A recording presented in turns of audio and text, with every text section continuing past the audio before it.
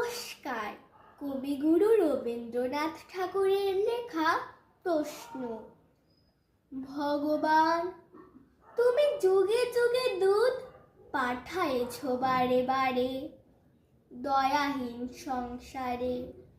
তারা বলে গেল ক্ষমা করো সবে, বলে গেল ভালোবাসো, অন্তর হতে বিদ্বেষ বিষ্ণাস।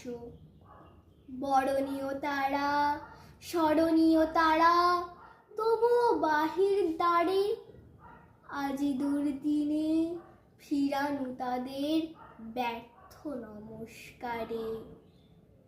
আমি যে দেখেছি গোপন হিংসা কপট রাত্রি ছায়ে ভেঙেছে নিঃসহায়ে। আমি যে দেখেছি প্রতিকারহীন সত্যের অপরাধী বিচারের বাণী নীরবে নিভৃতে কানে।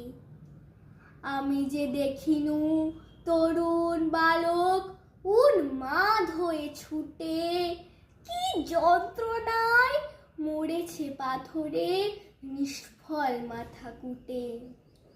কণ্ঠ আমার রুদ্ধ আজিকে বাঁশি সঙ্গীত হারা অমাবস্যার কারা। লুপ্ত করেছে আমার ভুবন দুঃস্বপনের তলে, তাই তো তোমার সুধায় অশ্রু জলে। যাহারা তোমার বিষাইছে বায়ু নিভাইছে তব আলো, তুমি কি তাদের ক্ষমা করিয়াছ? তুমি কি বেসেছ ভালো? ধন্যবাদ।